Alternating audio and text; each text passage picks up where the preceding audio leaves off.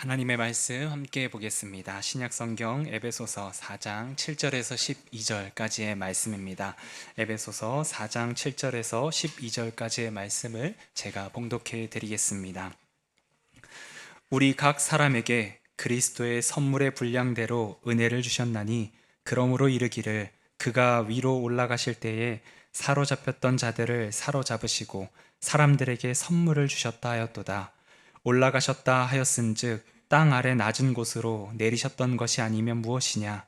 내리셨던 그가 곧 모든 하늘 위에 오르신 자니 이는 만물을 충만하게 하려 하심이라. 그가 어떤 사람은 사도로, 어떤 사람은 선지자로, 어떤 사람은 복음 전하는 자로, 어떤 사람은 목사와 교사로 삼으셨으니 이는 성도를 온전하게 하여 봉사의 일을 하게 하며 그리스도의 몸을 세우려 하심이라. 아멘. 오늘은 교회에 어울린 두 번째 시간으로 선물로 살아가기라는 제목으로 함께 말씀을 나누고자 합니다. 하나님께서 우리에게 주신 가장 귀한 선물이 있다면 저는 두 가지다라고 생각을 하는데요. 하나는 가정입니다. 그리고 또 하나는 교회라고 하는 공동체입니다. 이 가정과 교회의 중요성은 아무리 강조해도 지나치지 않습니다. 왜냐하면 사람은, 특별히 하나님이 창조하신 사람은 가정을 통해서, 교회를 통해서만 온전해질 수 있기 때문입니다. 그래서 건강한 가정, 좋은 교회를 만들어가는 것은 너무나 중요하고요. 그런 공동체의 일원으로 살아가는 것은 너무나도 귀한 일입니다. 하나님께서 교회를 세우시고 난 후에 그 교회를 하나 되게 하신 것, 그것을 지키라라고 우리에게 명령을 하셨죠. 그러니까 교회는 하나 되는 것이 너무나도 중요합니다. 그래서 교회가 한 공동체로 어울려지고 하나 되는 것, 거기에 온 마음을 쏟고 하나가 되기 시작할 때 하나님은 그 교회에 부어주시는 은혜가 어마어마하고 큽니다. 그러니까 여러분들이 알지 못하는 은혜를 경험하고요, 풍성한 하나님의 충만하심을 경험하는 자리가 이 교회입니다. 어느 날 문득 마음이 너무 답답해서 이 예배 자리에 와서 예배하고 기도하고 찬양하는 가운데 사람이 줄 수 없고 세상이 줄 수 없는 평안과 그 은혜를 경험할 때 있지 않겠습니까? 그게 사람이 줘서 그것은 가능한 일이 아니라 하나님이, 예수님이, 성령님이 이 교회를 지으시고 우리와 함께 동행하시기 때문에 그 은혜 가운데 우리에게 부어주는 선물이 되는 것입니다. 그래서 교회가 하나됨을 지키는 것, 이거 너무 중요하고요. 성령님이 그 하나되게 하신 것을 우리가 힘써 지키는 것은 너무 필요한 일입니다. 그러나 하나님은 우리로 하여금 하나되게 하신 것 힘써 지키라라고 말만 하신 것이 아니고요.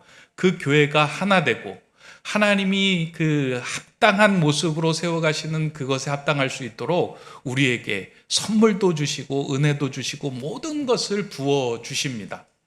그냥 그래서 교회가 하나 되게 하시는 것은 우리의 노력과 힘으로 감당할 수 있는 것이 아니고요. 하나님께서 우리에게 은혜 주셔서 하나님께서 우리에게 풍성한 그 은사를 허락하여 주셔서 그것 가운데 우리가 하나 되고 어우러질 수 있게 됩니다. 그것이 이제 오늘 우리에게 주시는 말씀 가운데 우리가 보아야 할 부분이다 생각이 되는데요. 오늘 본문 7절, 8절의 말씀을 제가 봉독하겠습니다. 우리 각 사람에게 그리스도의 선물의 분량대로 은혜를 주셨나니 그러므로 이르기를 그가 위로 올라가실 때에 사로잡혔던 자들을 사로잡으시고 사람들에게 선물을 주셨다 하였도다. 하나님은 교회로 부르신 자들이 교회를 잘 세워갈 수 있도록 각 사람에게 맞는 그 분량에 맞는 은사를 허락해 주십니다. 오늘 본문 8절에서는 그리고 그 은혜의 선물을 전해주신 분이 예수 그리스도다라고 이제 이야기를 하고 있습니다. 그러면서 이 구절을 인용한 것이 시편 68편 18절의 말씀을 인용하였는데요. 이 구절은 이런 구절입니다. 그러니까 하나님께서 이 땅에 있는 교회를 향한 이상적인 그림을 가지고 계셨어요.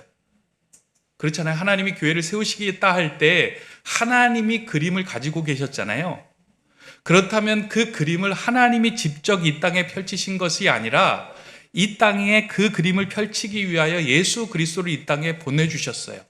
그래서 예수 그리스도가 이 땅에 오셔서 몸소 예수 그리스도의 십자가의 승리와 사역과 삶과 말씀을 통하여 하나님의 나라에 합당한 그 공동체 교회를 이 땅에서 이루어 주셨습니다. 그리고 하나님의 이상적인 교회와 이 땅에 세워진 그 교회가 하나 될 수 있도록 성령님께서 하나가 되게 하신 거예요. 그 일을 위하여 예수님은 이 땅에 내려오셨다가 올라가셨는데, 그 내려오셨다가 올라가시는 그 과정을 마치 어떠한 전쟁에 참여한 장군이 이 땅에서 전쟁에서 승리하고 하늘로 올라가실 때 승리를 통해서 얻어진 전리품을 함께한 자들에게 선물로 나누어 주시는 과정을 그 시편에서 이제 그려지고 있고요. 오늘 본문에서 그것을 언급하고 우리에게 말씀해 주는 내용입니다. 이 고대에서는 이렇게 전쟁에 나가면 그 전쟁에서 승리한 왕이 그 전리품을 가지고 함께한 사람들에게 나누어 주잖아요. 나와 함께 했으니 너들도 그와 같은 그 풍성한 풍요를 누릴 자격이 있다라고 하면서 그것을 나누어 줍니다. 마찬가지로 예수 그리스도가 이 땅에 오셔서 십자가로 인하여 죽음을 이기시고 승리하시고 부활하신 거예요. 그리고 하늘로 올라가셨어요. 그 가운데 얻어진 그 풍만함과 충만함을 그와 함께한 자들에게 모두 다 선물로 나누어 주신 거예요.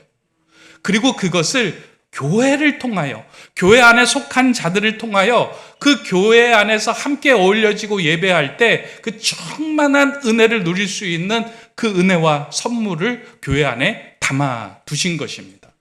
그래서 교회 안에서 우리가 예배할 때 하나님께서 주시는 우리가 말로 표현할 수 없는 그 충만함과 풍요와 감사를 경험할 수 있게 되는 것입니다. 이 말씀을 우리가 읽을 때 잠깐 막히는 부분이 있다면 각자의 분량에 맞는 대로 은혜를 주셨다라고 하는 이 부분이 이제 막힐 때가 있어요. 저도 예전에 이 성경을 읽을 때 하나님이 공평하신 하나님인데 왜 은혜를 주시려고 하면 동일하게 공평하게 나누어 주시면 좋을 텐데 각자의 분량에 맞게 나누어 주셨을까? 여기에 막히는 이유는 제 삶을 들여다보니까 저에게는 하나님께서 주신 은사가 별로 없어 보이는 거예요. 어떤 사람은 찬양도 잘하고 어떤 사람은 말도 잘하고 어떤 사람은 연기도 잘하고 여러 가지 은사가 있는 것처럼 보이는데 나를 딱 들여다보니까 나는 은사가 별로 없어 보이는 거예요. 이왕 주시려고 하면 하나님 분량대로 주시지 마시고 공평하게 주시지 왜 나는 이렇게 별로 안 주셨을까 하는 생각에 이 분량이라는 단어가 잘 이해가 되지 않더라고요. 아마 여러분들도 그러실 겁니다. 하나님께서 여러분에게 은사 여러 가지를 허락해 주셨는데 나 받은 것이 있을까?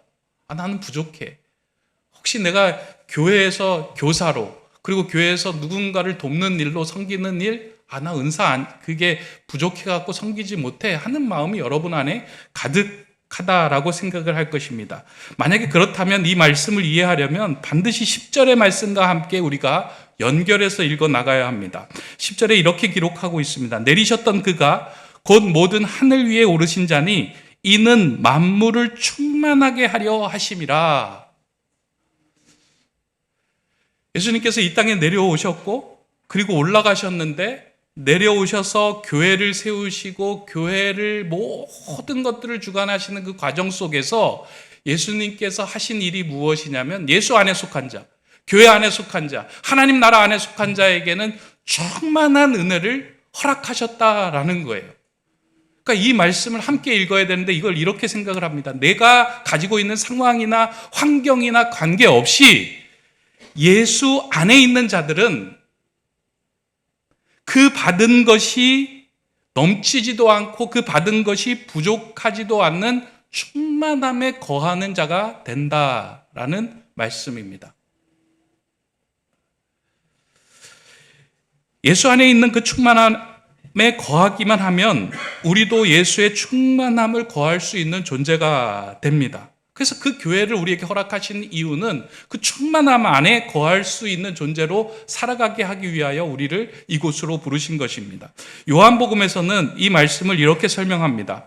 말씀이 육신이 되어 우리 가운데 거하심에 우리가 그 영광을 보니 아버지의 독생자의 영광이요 은혜와 진리가 충만하더라. 그러니까 말씀이 육신이 되어 우리 가운데 거하신 그 하나님은 우리가 볼 때 모든 은혜와 모든 진리가 충만하신 분이다라는 거예요. 이어서 16절에서도 이렇게 말씀합니다. 우리가 다 그의 충만한 데서 받으니 은혜 위에 은혜더라. 예수님을 나의 주님으로 영접하는 순간 지금 나의 상태와 환경과는 상관없이 내적인 충만함을 경험할 수 있게 된다는 거예요. 누가 더 많이 받고 누가 더 적게 받음을 논하는 것이 아니라 이 말씀의 핵심은 예수 안에 있는 자들은 모두 다 그 충만함을 누릴 수 있는 그 은혜를 부여받았다라는 겁니다. 이 말씀이 그래도 잘 이해가 되지 않을 것 같아서 조금 더 쉽게 좀 설명을 드리려고 합니다. 여러분들 핸드폰 가지고 있잖아요. 그러니까 핸드폰에 보면 배터리 용량이 이렇게 이제 표시가 되어 나올 거예요. 그래서 아침에 이제 그 핸드폰을 가지고 나오면서 배터리 용량을 보면서 여러 가지 생각을 하실 겁니다. 한 15% 남은 사람들은 간당간당해서 이거 어디서 충전해야 되겠다 하는 생각을 할 거예요. 근데 50% 가지고 있는 사람들은 이런 마음이 들 거예요. 이거 어떻게 잘 견디면 오늘 견딜 수 있겠다 생각을 해요. 80% 가진 분들은 오늘 넉넉하네, 괜찮네, 오늘 하루 잘 지낼 수 있겠다라고 생각을 하는 거예요. 그러니까 15%, 50%, 80% 자기가 가지고 있는 분량대로 좀 생각이 다를 수 있어요. 그런데 이 핸드폰을 충전기에 딱 연결하는 순간에는 15% 가진 자나 50% 가진 자나 80% 가진 자나 아무런 자신이 가지고 있는 것이 의미가 없이 모두 다 충만한 상태가 되는 거예요. 왜냐하면 15% 가진 자도 충만하게 되고 50% 가진 자도 충만하게 되고 80% 가진 자도 충만하게 되는 거예요. 예수 안에 있으면 예수의 충만한 가운데 거하는 자들은 이와 같은 거예요. 많이 받은 자도 남음이 없고 적게 받은 자도 부족함이 없는 거예요. 교회는 그런 공동체예요. 그래서 내 삶의 일상의 빈곤함 가운데서도 내가 예수 안에 있다면 그 빈곤함 가운데도 예수로 인하여 풍요를 경험하며 풍요를 불러올 수 있는 힘을 소유하게 되는 자리가 교회의 자리입니다. 그래서 신앙생활 하면서요, 여러분들은 이 교회의 이 자리를 정말로 사모해야 합니다. 왜냐하면 이 교회로 인하여 충만함을 경험한 자들은 일상의 삶에서 태도가 바뀌고 일상의 삶을 이렇게 받아들이는 그 삶의 자세가 바뀌게 되기 때문입니다. 그 어떤 어려운 일상에서도 그 상황에 짓눌리지 않고 그 삶에서 예수님이 주시는 충만한 가운데 그 풍요를 불러내는 힘을 살게 된다는 거예요. 핸드폰 배터리 보면서 15% 어떻게 이걸로 견디냐 이게 아니에요. 내가 가진 것으로 어떻게 주님의 일을 감당할 수 있느냐 이것이 아니고요. 예수 그리스도 안에 온전히 거하는 자는 그 온전한 충만한 가운데 하나님이 은혜를 부어주셔서 우리로 하여금 모든 풍요를 누리며 하나님의 교회로 살아갈 수 있는 능력을 경험하게 된다라는 것입니다. 독일의 신학자 가운데 칼 라너라고 하는 사람이 있는데 그가 쓴 책 가운데 일상이라고 하는 책이 있습니다. 그러니까 일상에 하나님이 주시는 은혜를 많이 경험하고 그 일상에서 하나님이 주시는 그 어려운 상황 속에서도 그 하나님이 주시는 은혜의 충만함을 길어 올리는 그런 내용으로 이제 기록이 된 책이긴 한데요. 그 책의 서문에 마리아 릴케가 쓴 한 19절을 인용하며 이 책이 이제 시작이 되는데요. 그 19절이 이런 내용입니다. 너의 일상이 초라해 보인다고 탓하지 말라.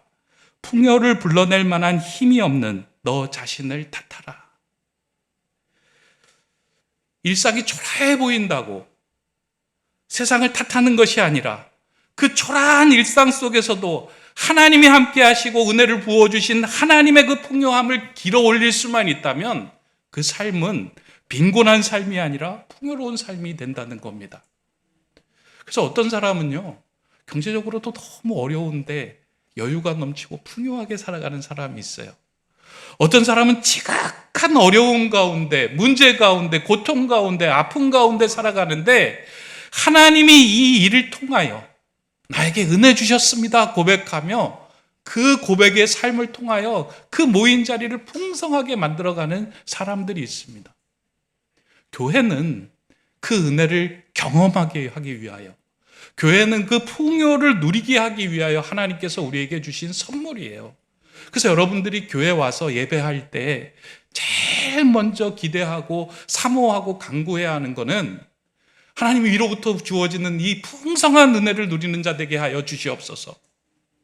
세상이 주는 풍요가 아니라 하나님이 말할 수 없는 그 은혜로 내 빈곤함, 내 영적인 그 부족함을 채워서 그 풍요로 살아가는 인생 되게 해 주십시오라고 간구해야만 합니다. 오늘 예배하는 성도님들도 저는 이 예배 자리를 사모해서 이 예배 자리 가운데 예배하는 가운데 찬양하는 가운데 기도하는 가운데 내 마음이 왜 이렇게 채워지지?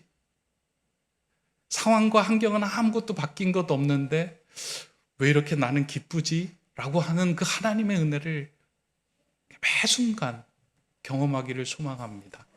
그래서 예배드리고 돌아갈 때 여러분의 마음에 영적인 풍성함을 누리시기를 주님의 이름으로 축원합니다. 교회는 이 선물을 받는 곳이에요. 그런데 교회는 이 선물을 받는 것에 그쳐서는 안 되고 한 단계 한 걸음 더 나가야 합니다. 내가 그러한 선물을 받았다면 이 선물이 나에게만 머물러 있게 하는 것이 아니라 이 선물을 누군가에게 나누어 주고 내 자신을 누군가에게 선물이 되게 하는 삶, 그게 이제 교회가 가지고 있는 중요한 역할입니다. 하나님 이 땅에 교회 세워주신 것은 우리 잘 되고 우리만 먹고 풍요를 누리게 하신 것이 아니고요, 너의 삶을 통하여, 너의 그 풍요를 통하여 누군가가 온전하게 되고 누군가가 하나님의 일을 감당하게 되며 누군가가 교회를 세워가는 일을 할 수 있게끔 하는 그런 마중물, 그 선물과 같은 일이 되게 하기 위하여 우리를 부르셨다라는 겁니다. 그래서 그렇게 삶을 살라고 이렇게 우리에게 허락해 주신, 그리고 교회에 주신 직분을 오늘 본문에서 이렇게 언급하는데요. 본문 11절, 12절의 말씀입니다. 그가 어떤 사람은 사도로, 어떤 사람은 선지자로, 어떤 사람은 복음 전하는 자로, 어떤 사람은 목사와 교사로 삼으셨으니 이는 성도들을 온전하게 하여 봉사의 일을 하게 하며 그리스도의 몸을 세우려 하심이라. 하나님께서는 충만한 교회를 이루기 위하여 각 사람에게 은혜의 선물을 주셨는데 오늘 본문에서는 5가지 직분이 나오는 거예요. 사도, 선지자, 복음 전하는 자, 목사와 교사. 이거를 우리에게 교회 가운데 직분으로 허락해 주셨다라는 말입니다. 근데 이걸 좀 오해해서는 안 됩니다. 우리가 간혹 신학생활 하면서 은혜 충만함을 경험한 사람들은요, 이걸 딱 보고 내가 신학교 가야 되겠다, 다 이게 내가 말씀을 이렇게 준비해서 전하는 자가 돼야 되겠다라고, 이게 하나님 주신 직분인데 이 직분을 택해야 되겠다라고 생각하며 자꾸 거기에 신학교, 거기에 이 목사. 근데 오늘 본문에 나오는 목사는요, 저 같은 목사도 해당되겠지만 말씀으로 양육하는 목자라고 하는 뜻이 더 강합니다. 그러니까 이 목자는 이게 직업으로 하는 목사뿐만 아니고요, 일상에서 말씀으로 누군가를 양육한다면 그 사람도 목자가 되는 겁니다. 그러니까 이러한 말씀을 주신 이유를 우리가 좀 살펴보아야 되는데, 이 말씀을 자세히 들여다보면 이 직분들이 가지고 있는 공통점이 있는데요. 이 직분이 가지고 있는 공통점이 무엇이냐면 모두 다 말씀에 반응하여 그 말씀을 삶으로 옮겨내는 자들이에요. 그러니까 그 말씀에 반응하여 내가 복을 누리는 자가 아니라 하나님이 주신 말씀, 사도, 선지자, 목사, 교사, 복음 전하는 자, 다 말씀을 받고 그게 나한테 머무르는 것이 아니라 그 말씀을 누군가에게 전해주는, 그러니까 누군가에게 그 말씀을 선물로 나누어 주는 사람이다라는 의미예요. 하나님은 이렇게 우리에게 내 자신을 누군가에게 선물로 내어주는 직분을 통하여 교회를 온전히 세워가는 그 역할을 우리에게 주셨다라는 말씀입니다. 교회는 이렇게 말씀에 비추어 선물을 받고자 하는 사람보다 내 자신을 선물로 내어주려고 애쓰며 봉사하는 사람들이 많아질 때 그 교회는 건강한 교회가 되고 좋은 교회가 돼요. 그러니까 한 단계 성장해야 된다면 이런 거예요. 우리의 기도 가운데 우리는 늘 선물을 받기를 소망하잖아요. 하나님, 우리 자녀가 잘 되기를 소망합니다. 하나님, 내가 하는 사업이 잘 되기를 소망합니다.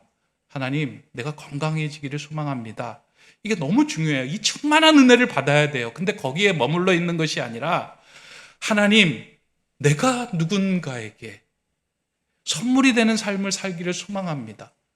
내가 하나님께서 주시는 말씀을 가지고 누군가를 온전히 세우는 그런 역할을 감당하기를 소망합니다 하고 한 걸음 더 내디딜 때 우리의 삶 속에 변화가 생긴다는 거예요. 저 이 말씀을 이렇게 묵상하고 준비하는 가운데 참 제가 이제 지난 한 달 동안 고민했던 문제가 좀 이렇게 해결이 되고 좀 마음의 평안을 경험케 하였습니다. 어떠한 일이 있었냐면요. 우리 교회가 소속되어 있는 이제 그 교단이 대한예수교장로회 통합측 교단이에요. 그리고 그 통합측 교단 하에 이제 노회들이 여러 개가 있고요. 그 노회 하에 또 시차례가 있습니다. 그러니까 우리 교회는 평북노회에 소속이 되어 있고 그 평북노회 하에 8개 이제 시차례가 있는데 한 개 시차례에 대략 한 40개 교회가 이루어져 있어요. 그러면 이 시차례는 그 지교회 40개의 교회들의 여러 가지 형편을 살피고 이제 교회를 세우고 목사를 세우고 교회가 폐지되고 어려움을 당할 때 챙겨주고 행정적인 재반적인 도움을 주는 일들이 이제 시차례가 합니다. 그 가운데 여러 가지 복잡한 일을 누가 하냐면 이제 시차례 서기가 해줘야 되는 거예요. 서류를 정리해주고 참여해주고 이런 일들을 해주는 거예요. 제가 여기까지 이야기하면 여러분들 좀 눈치채셨을 텐데 지난 한 달 전에 저보고 이 시차례 서기를 해줄 수 있냐? 이렇게 제안을 한 거예요. 목사님이 해주셔야 된다라고 제안을 받고 마음이 너무 불편한 거예요.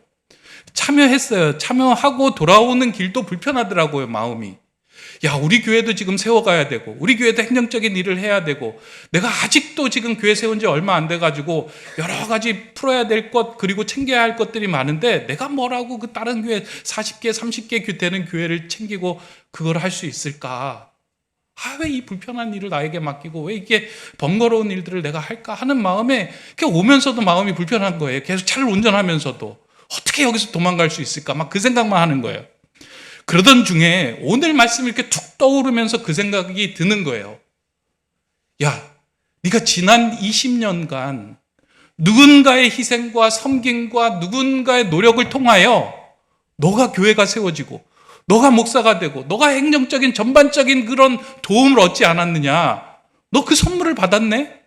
그런데 너보고 누군가에게 선물을 주는 삶을 살아가라고 하는데 너는 왜 길을 막고 있냐? 그 말씀이 톡 하고 오늘 본문의 말씀하고 매치가 돼갖고 마음에 다가오는 거예요. 근데 이 말씀을 딱 듣는 순간에 제가 마음이 불편했을까요? 어떻게 편했을까요? 저는 편했어요. 그래. 누군가에게 선물로 살아가는 삶. 이게 내가 교회에서 전하고 성도들하고 얘기를 하는데 목회자가 그렇게 살아가지 못하고 목회자가 그걸 받지 못하는 게 말이나 되냐. 작은 일에도 내가 선물로 살아가는 삶, 그 삶 살아가는 게 맞다라고 하는 생각에 갑자기 이제 마음이 편해진 거예요. 어려운 교회가 있으면 내가 찾아가서 좀 도와줘야 되겠다. 우리 교회가 힘을 내서 그 교회 세워가는 일에 좀 도움을 줘야 되겠다라는 생각이 드니까 이게 마음이 편해지더라고요. 선물을 받는 것도 중요하지만 선물이 되어가고자 하는 그 삶을 우리가 깨닫고 그런 삶을 살아갈 때요, 마음에 정말로 알 수 없는 그런 평안이 생기고 힘이 생깁니다. 제가 이 생각을 하면서 갑자기 우리 교회 순장님들이 딱 떠오른 거예요. 제가 순장님들에게 올 그 초에 시작을 하면서 부탁을 드리고 또 작년 연말에 부탁을 드렸는데 순장님들이 다 마음으로 불편해 하시더라고요. 제가 뭐라고 순장을 합니까? 제가 어떻게 순장을 할까요? 또 1년 동안 순장하면서 그거 감당하기가 얼마나 힘들까? 제가 그 감당해낼 수 있을까요? 이야기를 하더라고요. 그리고 어떻게든 1년 버텨보겠습니다 라고 하는 마음으로 지금 이제 지내시는 분들도 있을 것 같고, 3개월 남았다. 요거 이제 3개월 지나면 나 벗겠다라고 생각하는 분도 계실 겁니다. 그 순장님의 마음이 이해는 충분하게 됩니다. 하지만 하나님께서 주시는 충만한 은혜를 경험하고 그 은혜 가운데 살아가는 사람들은 반드시 누군가에게 선물이 되는 사람으로 한 걸음 내딛어야 됩니다. 그래서 나는 순장님의 그 역할이 너무 중요하고 귀한 거라고 생각해요. 한 해 동안에 내가 누군가에게 선물이 될 수 있는 자격을 부여받은 거예요. 때로는 사도처럼, 때로는 선지자처럼, 때로는 복음 전하는 자로, 때로는 목사와 교사로 한 사람을 말씀으로 온전하게 세우는 그 역할을 부여받은 거예요. 저는 이 부여받은 귀한 직분에 여러분들 다시 한번 좀 마음을 쏟아줬으면 좋겠어요. 하나님이 분명히 그 마음을 붙들고 순원들에게 선물로 살아가는 그 인생에게 하늘의 문을 열고 충만한 은혜를 부어주실 거예요. 근데 그 마음은 순장만 가져서는 안 되고요. 순원들도 같이 그 마음을 가져야 돼요. 그러니까 순원들이 참여 안 하니까 순장님이 힘든 거예요. 괜히 힘든 게 아니라 막 참여 잘하고 열심히 북적북적 어울리고 서로 도와가고 말씀을 나누고 함께 기도하면 그게 왜 힘들겠습니까? 근데 순원들이 어떤 마음을 가지고 있냐면요. 이런 마음이에요. 저 공동체에 참여해서 내가 얻을 수 있을 것이 무엇인가? 저 공동체는 나에게 선물이 되는가? 라는 거를 우리는 헤아리고 생각을 해요. 한번 가봤더니만 내가 받을 게 별로 없네? 난 그런 모임 안 갑니다. 그렇게 이야기를 해요. 근데 순원들이 만약에 좀 마음을 바꾸신다면 내가 저 공동체에 가서 나의 필요와 나의 충만함을 함께 나눌 수 있는 사람에게 내가 선물이 되어 가기를 결정하고 그 자리에 참여한다면 새로운 마음으로 그 공동체는 어울려지고 하나가 될 거예요. 그래서 순원들도 좀 그 마음으로 좀 바뀌어졌으면 좋겠다 하는 생각이 듭니다. 그래서 순장님이 예를 들어서 카톡방에 글을 탁 올리잖아요. 그러면 이렇게 은사가 있는 사람이 있는 순도 있고 없는 순도 있는데 어떤 은사냐면 순장님이 글을 올렸을 때 그 글에 탁 반응을 해주는 분이 있어요. 그러면 이 순장님 또 힘이 나요. 그 은사를 가지신 분들이 좀 많아지시기를 바랍니다. 그리고 순원들이 어울릴 때요. 배가 고픈 사람들에게 내가 음식을 좀 제공해야 되겠다 라는 생각이 든다면 그 음식을 정성스럽게 준비해서 내가 선물이 되려고 노력한다면 그 수는 아름다운 어울림, 아름다운 교회 공동체로 세워질 수 있습니다. 저는 우리 교회 모든 순 공동체가 이와 같이 서로에게 선물이 되어가는 교회 공동체가 되면 참 좋겠다 하는 생각이 듭니다. 앞에서도 언급하였듯이 본문에 나오는 모든 직분들은 말씀을 근거로 하여 내 삶을 누군가에게 선물로 내어주는 직분들을 의미하고 이야기합니다. 그래서 우리는 이 본문에서 이 직분을 구분하여 사도냐, 선지자냐, 목사냐, 교사냐라고 논하는 그것은 큰 유익이 되지 않습니다. 하나님 안에서 한 교회를 이루어가는 사람들은 말씀 안에서 사도처럼, 선지자처럼, 복음 전하는 자처럼, 양육하는 목자처럼, 때로는 진리를 전하는 교사처럼 상대방에게 선물로 살아가면 됩니다. 그렇게 내 삶을 말씀에 조율하여 누군가에게 선물로 내줄 수 있다면 그 삶은 교회를 하나 되게 하고 성도를 온전케 하는 가장 큰 힘이 됩니다. 오늘 본문에 보면은요, 누군가에게 선물이 되는 삶을 통하여 이루어지는 그 결과물이 무엇인가? 그게 이제 그 12절에 보면 성도를 온전하게 하며 봉사의 일을 하며 교회에 몸을 세운다라고 이야기를 하는 거예요. 그러니까 내가 선물로 살아갈 때요, 그 삶은 정말 교회를 세우는 아름다운 일이 되고요, 성도를 온전하게 하는 일이 된다는 거예요. 근데 여기에서 한 가지만 좀 살펴보고 오늘 말씀을 마치려고 하는데, 성도를 온전하게 한다라고 할 때 이 온전하게라는 단어를 좀 제가 그 헬라어 사전을 찾아보니까 헬라어 사전에는 카타르티스몬이라고 하는 단어를 사용하더라고요. 온전하게 하다. 이 카타르티스몬은 무슨 의미냐면 원래 있던 제자리로 되돌리다. 그리고 어부가 그물을 수리하여 원상태로 만들 때 사용되는 것. 그러니까 조업을 나가기 전에 그물을 이렇게 촘촘히 살펴가지고 그물을 원상태로 만들어서 고기가 빠져가지 않도록 만들어 놓는 것, 그게 카타르티스몬이라는 거예요. 성도가 온전하게 된다라고 하는 것은 이거예요. 말씀으로 우리의 삶을 촘촘하게 엮어서 내 삶의 일상에서 하나님의 은혜를 건져 올릴 수 있는 존재가 되는 것, 이게 성도가 온전하게 된다는 거예요. 여러분 그렇지 않아요? 여러분의 일상 속에서 일어나는 일들을 하나님의 말씀의 그물로 건져낼 수 있다면 그 성도는 온전해지는 성도예요. 그러나 그 그물이 찢어져서 하나님의 말씀으로 아무것도 건져낼 수 없을 때는 우리는 어떠한 마음이 드냐면 상황과 환경과 주변을 탓하고 원망하는 인생이 돼요. 그러니까 그 인생은 빈곤한 인생이 된다는 거예요. 그러나 아무리 일상이 빈곤해질지라도 말씀이 촘촘하게 엮여진 인생은 그것으로 내 인생에 귀한 은혜들을 건져 올리는 온전한 존재가 된다는 거예요. 선물로 살아가는 사람들이 해야 하는 역할이 이거예요. 내가 주변에 있는 사람들과 함께 말씀으로 촘촘하게 엮어가는 일들을 하는 거예요. 그게 사도가 해야 하는 일이고 선지자가, 복음 전하는 자가, 교사와 목사, 그리고 제가 해야 하는 일 아니겠습니까? 여러분들의 삶의 일상에 풀려지지 않는 많은 문제들이 말씀을 읽는 가운데 은혜로 건져지는 거예요. 그래서 하나님이 이렇기 때문에 내 인생을 이렇게 인도하셨구나. 하나님 감사합니다. 그 은혜가 충만해질 수 있도록 그 공동체를 어울리게 하고 선물로 살아갈 때 그 공동체는 하나님이 꿈꾸시는 교회, 예수님이 이 땅에 그리셨던 교회, 그것을 온전하게 이루어가는 아름다운 공동체가 됩니다. 말씀을 준비하면서 저는 이제 그런 생각을 했어요. 여러분들에게 참 좋은 선물과 같은 목회자가 되면 좋겠다. 저를 만나면 좀 여러분들이 선물처럼 좋아하기도 하고 기뻐하기도 했으면 좋겠다. 근데 그게 저의 그 어떤 이렇게 수려한 외모나 이렇게 설교나 이런 것들이 아니라 같이 그 말씀을 촘촘하게 엮어 나갈 때, 목사님이 이 말씀을 통해서 이런 은혜를 경험했구나. 나도 그렇다면 그 말씀의 은혜를 나도 그런 말씀으로 경험을 해야 되겠네.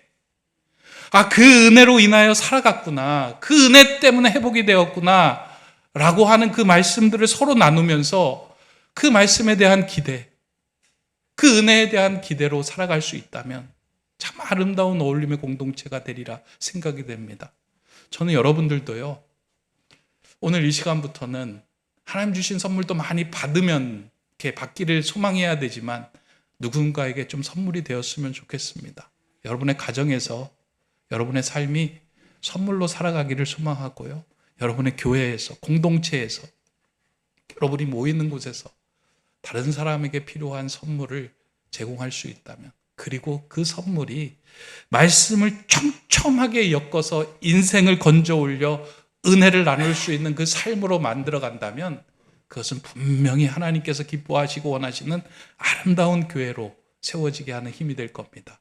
그런 교회의 어울림을 가지는 우리 높은 뜻 세움교회, 교회와 성도님들 다 되시기를 주님의 이름으로 축원합니다. 기도하겠습니다. 사랑의 하나님, 예수님의 충만함으로 가득한 교회를 우리에게 선물로 허락해 주심에 감사를 드립니다. 주님께서 선물로 허락하신 이 교회 안에서 참된 평강과 충만함을 누리며 살아가는 주의 자녀 되게 하여 주시옵소서. 또한 이 선물에 감사하는 마음으로 우리도 누군가에게 선물이 되는 삶을 살고자 다시 한번 마음을 먹습니다. 주님 도와주셔서 말씀의 그물로 촘촘하게 엮은 마음으로 우리의 상대방들도 일상에서 그 풍요를 불러낼 수 있는 삶이 되도록 함께 어울리며 함께 그 그물을 촘촘하게 엮어가는 아름다운 성도들 되게 하여 주시옵소서. 그리하여 우리 교회 자체가 이 땅에, 이 세상에 선물로 살아가는 교회 되게 하여 주시옵소서. 예수 그리스도의 이름으로 기도드립니다. 아멘.